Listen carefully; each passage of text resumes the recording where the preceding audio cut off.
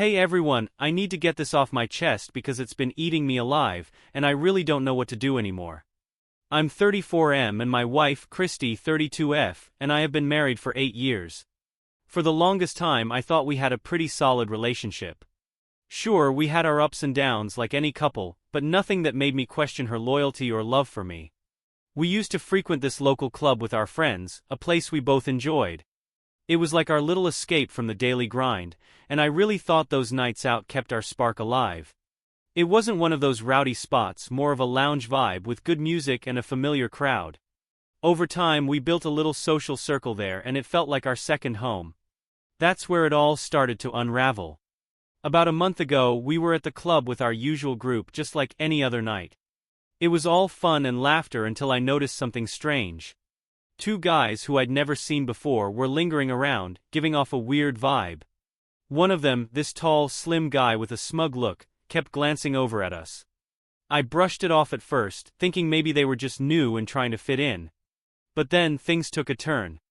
Out of nowhere, this guy strolls over to our table, casually interrupts our conversation, and says something I'll never forget. "Hey, my friend over there thinks your wife is beautiful and wonders if she's interested in some company tonight." I thought it was a joke. Who wouldn't? I mean, who walks up to a married couple and says something like that? But before I could even react, Christy let out this awkward laugh and said, "That's flattering." And then, to my shock, she leaned in and whispered to me, "I think I'm gonna go talk to him. I just need to clear my head." I was stunned. My heart dropped, and I couldn't even find the words to respond. She saw the look on my face and quickly added, "Relax, it's just a chat. I'll be back soon." And with that she got up and walked away with the guy. I just sat there frozen as I watched Christy walk off with this guy. Our friends were quiet too, looking at me, waiting for some reaction, but I had nothing. I was completely blindsided. I mean, who does that? Who leaves their husband at a table to clear their head, with some random stranger? I tried to play it cool like it didn't bother me, but inside I was spiraling. The minutes felt like hours. My buddies tried to distract me with conversation, but my mind kept drifting to Christy and that guy. What could they be talking about? Why would she even want to talk to him in the first place? When she finally came back about 15 minutes later, she acted like nothing happened. She sat down, smiled at everyone, and even had the audacity to ask, "What did I miss?" I could barely hold it together. I wanted to confront her right then and there, but I didn't want to cause a scene in front of our friends. So I waited. The rest of the night was a blur. I barely said a word, just nodded along, pretending everything was fine. When we got home, I finally asked her what that was all about. Her answer? "I just needed a breather, that's all. It was harmless." Harmless. That's what she called it. She even tried to make me feel bad, saying I was being paranoid and overreacting. "You don't trust me?" she asked, with that annoyed look she gives when she's trying to turn the tables. I didn't know what to think.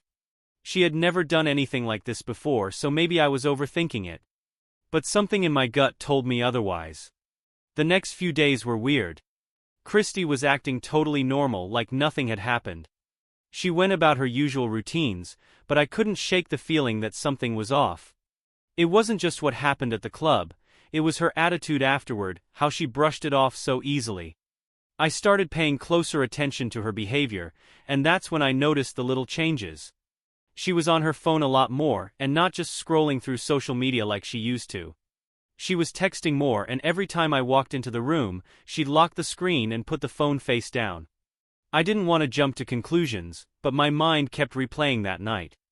I kept wondering if she had been messaging that guy. One night, as she was getting ready for bed, I casually asked, "Who were you texting so much today?" She laughed and said, "Just the girls. We're planning a weekend getaway." That answer didn't sit right with me. Christy wasn't one to go on spontaneous trips, and she hadn't mentioned anything about it before. Still, I didn't push further. I didn't want to seem controlling or paranoid. But the distance between us kept growing. She was more distant, less affectionate. We weren't fighting, but there was this unspoken tension, like we were both walking on eggshells. I could feel her slipping away, and I didn't know how to pull her back. Then came the weekend when she said she was going on that getaway. I offered to drive her, but she insisted on taking her own car. Something didn't feel right, but I let it go. That was my first mistake. Christy left early Friday morning, and from the moment she drove off I felt uneasy. She kissed me on the cheek before she left, saying, "I'll text you when I get there." It seemed normal enough, but something about her tone was off. It wasn't the usual excitement she had when heading out with her friends. I spent the day trying to distract myself, but every time my phone buzzed, my heart jumped a little, hoping it was her with a cheerful update. But her texts were short and distant. When she finally messaged to say she'd arrived, it was just a quick, "Made it. All good here." No emojis, no excitement.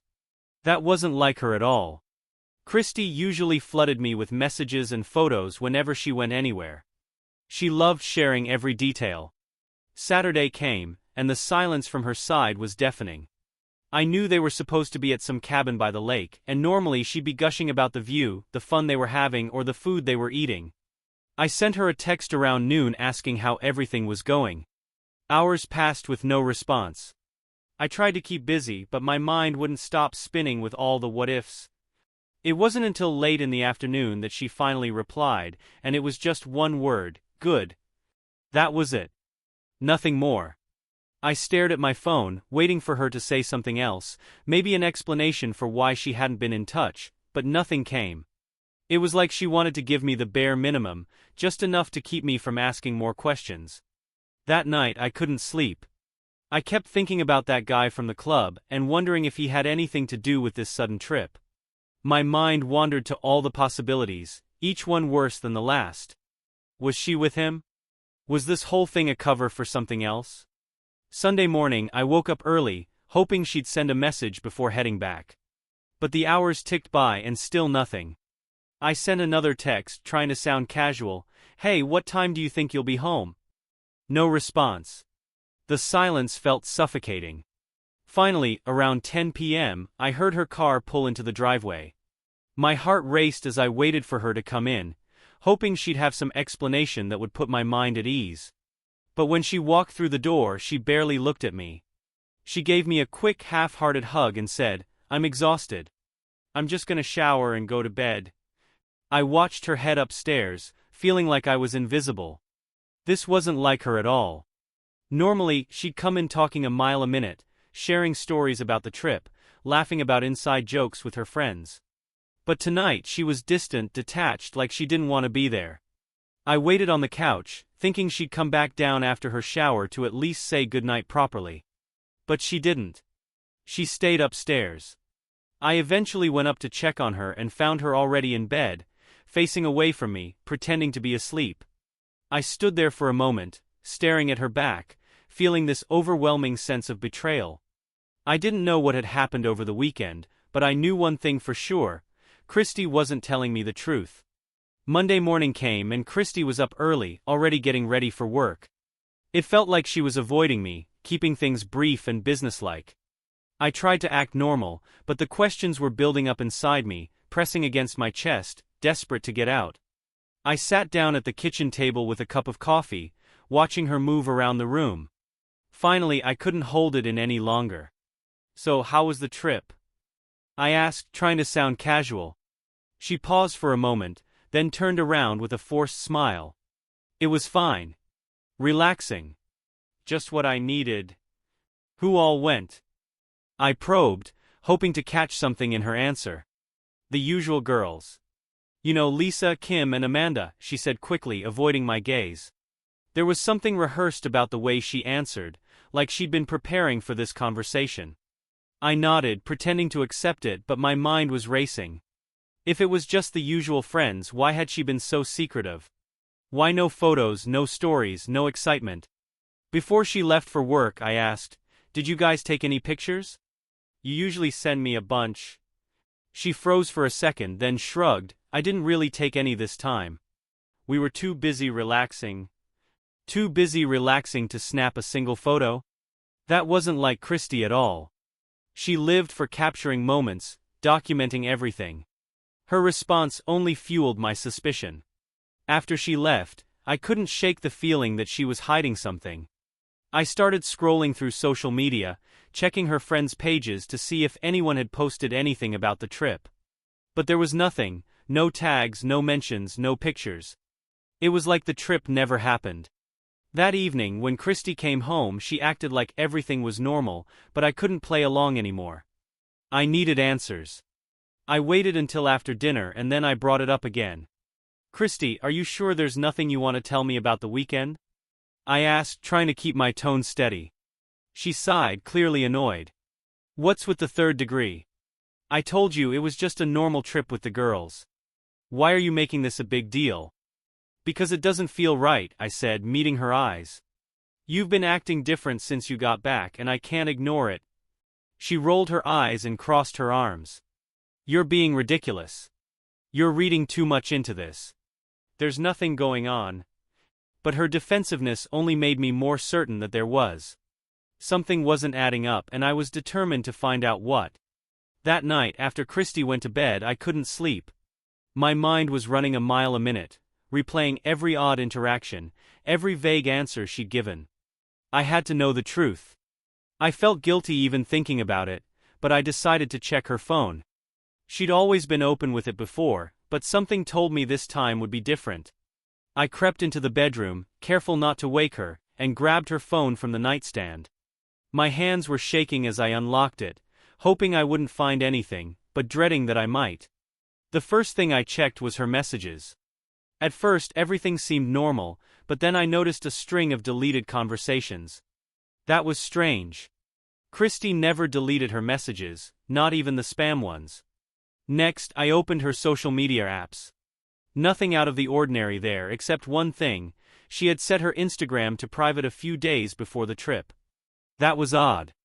She loved sharing her life publicly, and she never mentioned wanting more privacy. Finally, I went to her email. There, tucked away in the drafts folder, I found something that made my heart sink. It was an unsent message to a contact named Jay, and the subject line was blank. I opened it and found just a single sentence: I can't stop thinking about that night. That was all it took. My worst fears were confirmed. Whoever Jay was, it was clear something had happened, and she hadn't been honest with me about the trip.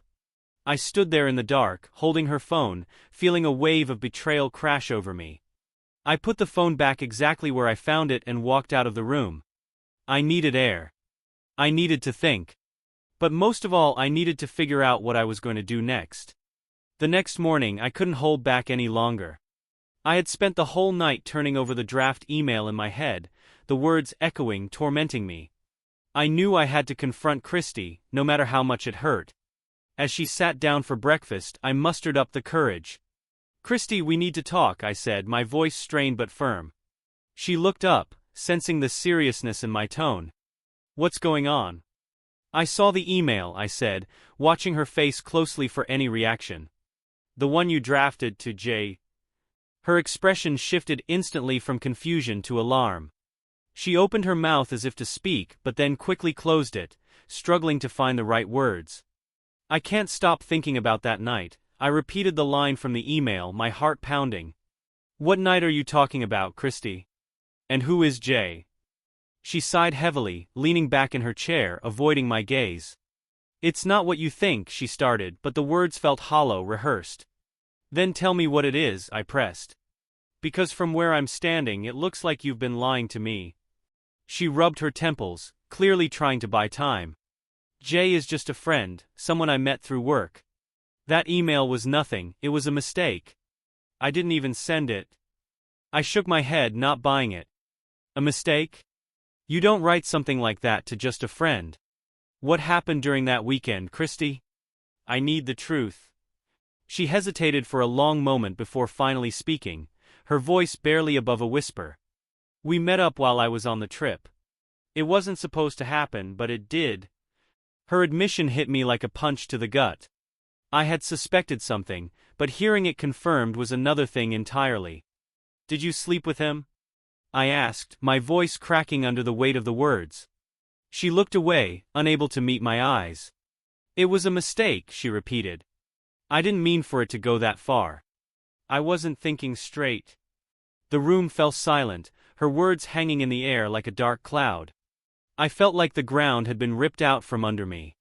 You weren't thinking straight? I echoed, my anger rising. You weren't thinking about me, about us. How could you do this, Christy? She didn't have an answer. She just sat there looking guilty and ashamed, but it wasn't enough. It wasn't even close to enough. I stood there, the silence between us growing heavier by the second. Christy's confession echoed in my mind, each word cutting deeper than the last. I felt betrayed, humiliated, and completely shattered. My voice, when I finally found it, was barely a whisper. How long has this been going on? It was just that weekend, she said quickly, as if that made it any better. It didn't mean anything, I swear. I shook my head, incredulous. Didn't mean anything? You risked our entire marriage for something that didn't mean anything? Do you hear yourself? Tears welled up in her eyes and she reached out for my hand, but I pulled away, the touch too much to bear. I didn't know how to tell you, she whispered, her voice cracking. I thought I could just forget about it and we could move on. But you didn't forget, did you? I shot back. You were still thinking about him, writing emails you never intended for me to see. How can we move on from something like this? Christy's tears began to fall, but they didn't soften my anger. I know I messed up, she said, choking on her words. I was confused and I wasn't thinking about the consequences. Confused? I repeated, the word bitter on my tongue. Confused enough to cheat on your husband, but not enough to stop yourself. She broke down then, sobbing into her hands, but all I could feel was the cold, hard wall that had sprung up between us. Her tears didn't change what she had done. They didn't erase the betrayal, the lies, or the pain she had caused. I need some time, I said finally, standing up from the table. I can't even look at you right now. Christy nodded, unable to speak through her sobs, and I walked out, leaving her to grapple with the mess she had made. I didn't know where I was going, but I knew I needed to get away, to clear my head before the weight of it all crushed me. I got in my car and drove, not really knowing where I was headed. I just needed to put distance between myself and the house, between me and Christy. The betrayal, her lies, the way she tried to downplay everything, it was all too much.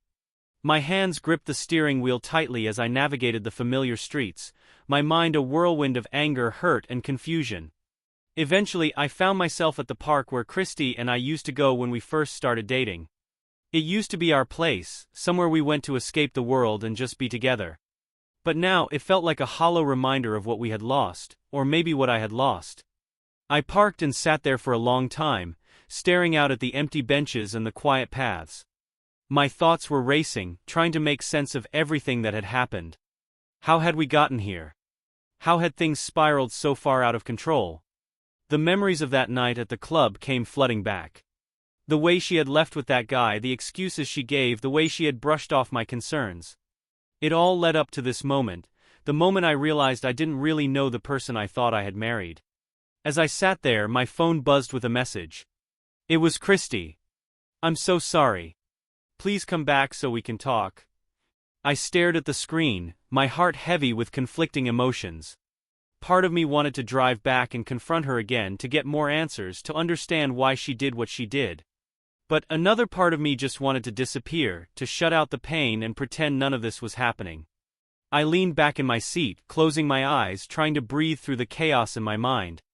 What was there left to say? She had already said it all, and none of it made me feel any better.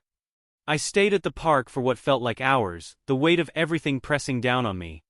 Christy's message lingered on my phone, unanswered. I couldn't bring myself to respond, not yet. I needed space to think, to figure out what my next move should be. As the sun began to set, I knew I couldn't avoid it forever. I had to face Christy eventually, but I wasn't ready to go home. Instead, I decided to reach out to someone who might help me make sense of this mess, my best friend Mark. He had always been the voice of reason in my life, the one who could give me perspective when I was too caught up in my own head.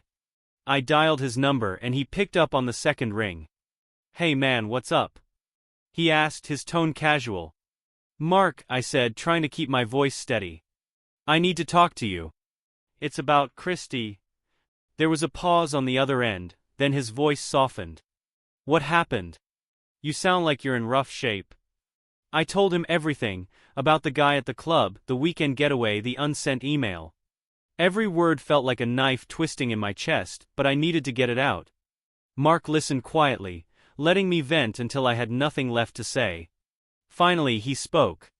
Man, that's a lot to deal with. I'm sorry you're going through this. What do you want to do? I don't know, I admitted. I'm so angry, but I don't know if I can just walk away from everything we've built.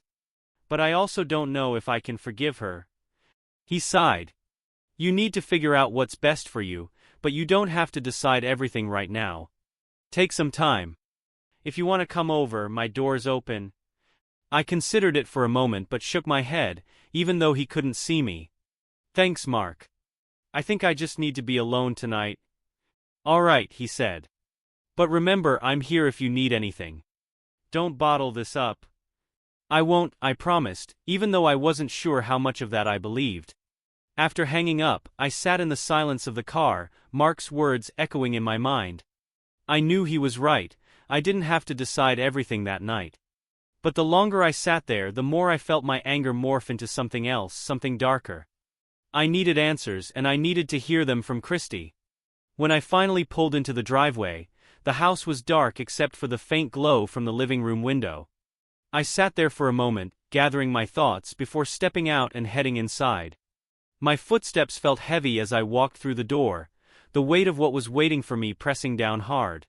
Christy was sitting on the couch, her knees pulled up to her chest, a blanket wrapped around her. She looked up as I entered, her eyes red and swollen from crying. You came back, she whispered as if she wasn't sure I would. I nodded but didn't say anything, walking over to stand in front of her. We need to talk, I said, my voice low but firm. And this time I need the full truth, Christy. No more half answers. She swallowed hard, sitting up a little straighter. I'll tell you everything, she said, her voice trembling. I promise. Start from the beginning, I demanded. Who is Jay? How did this happen? She took a deep breath, her hands clutching the edge of the blanket. Jay is Jacob, she said slowly, avoiding my gaze. He's someone I met through a friend. We ran into each other at the club a few months ago, but nothing happened then. We just talked. But that night at the club, when he approached us, it felt different. I clenched my fists, trying to keep my anger in check. Different how? He was attentive, she admitted, her voice barely above a whisper. He made me feel wanted in a way I hadn't felt in a long time. And I didn't. I asked, the hurt seeping into my words. It's not that, she rushed to say, finally meeting my eyes. You've always been there for me, but I felt lost. Stuck in a routine. When he showed interest, I felt like I could escape from that, just for a little while. I shook my head, stepping back. So you cheated because you were bored? No, it wasn't like that, she pleaded. I didn't go into it planning to cheat. It just happened. It just happened, I echoed bitterly. That's not good enough, Christy. She started to cry again, her body shaking with the force of her sobs. I know I messed up. I know I hurt you. But I need you to believe that I'm sorry and that I want to fix this. I stared at her, my heart torn between the love I once felt and the betrayal that now defined our relationship. Sorry isn't enough, I said quietly. You broke my trust, and I don't know if we can come back from this. Her sobs grew louder, and for the first time I saw the fear in her eyes, the fear of losing everything. But in that moment, all I could feel was the gaping hole she had left in my heart. Christy's sobs filled the room, but they didn't soften the storm inside me. I felt numb, like I was watching this scene unfold from a distance, disconnected from the person I used to be. The love I had for her felt like a distant memory, overshadowed by the weight of her betrayal. I need space, I said finally, my voice cold and detached. I can't be here right now. Her head snapped up, panic flashing in her eyes. Please don't go, she begged. We can work through this. We've been through so much together. Don't let this destroy us. I shook my head, stepping back further, creating more distance between us. This isn't just a bump in the road, Christy. You made a choice to cheat, to lie. That's not something we can just work through. I need time to think, away from all this. She tried to get up, reaching for me, but I held up my hand to stop her. No, Christy. I need to be alone. Her face crumpled, and she sank back onto the couch, defeated. Where are you going? She whispered. I don't know, I said honestly. I just know I can't stay here. I turned and walked toward the door, each step feeling heavier than the last. As I reached for the handle, I heard her voice behind me, broken and desperate. I love you, she said. Please remember that. I paused, my hand hovering over the doorknob. Love isn't supposed to feel like this, I said softly, more to myself than to her. Without looking back, I opened the door and stepped out into the night. The cool air hit me like a slap, grounding me in the reality of what had just happened.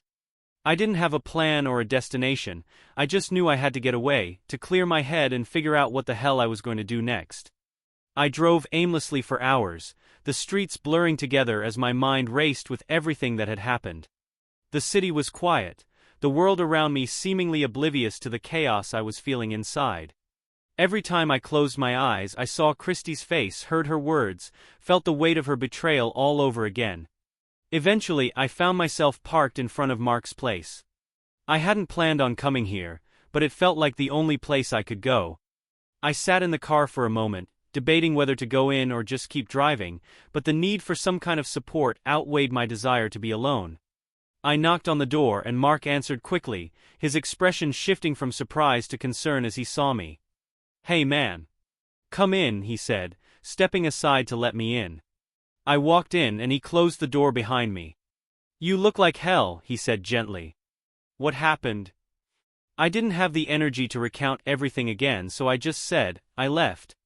I couldn't stay there. Mark nodded, understanding without needing more explanation. He guided me to the couch, handed me a drink and sat down across from me. What are you going to do? I don't know, I admitted, my voice hollow.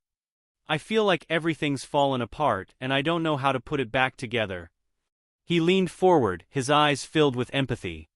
You don't have to decide right now. You've been through a lot and it's okay to take some time to figure things out. We sat in silence for a while, the weight of the situation hanging between us. Finally, Mark spoke again. You can stay here as long as you need. No pressure, no questions. Just take it one day at a time. I nodded, grateful for his offer. Thanks, Mark. I don't know what I'd do without you. You'd do the same for me, he said with a small smile. Now get some rest. We'll tackle this in the morning. As I settled onto the couch, exhaustion finally took over. For the first time in what felt like days, I closed my eyes and let sleep take me, hoping that tomorrow would bring some clarity, or at least a little peace. The next morning, I woke up to the sound of Mark in the kitchen, making coffee. The smell wafted through the apartment, grounding me in the reality of the situation. For a moment, I forgot where I was, but it all came rushing back when I sat up and remembered why I was there. Mark handed me a mug as I joined him at the table. Feeling any better? He asked, his tone cautious. I shrugged. I don't know.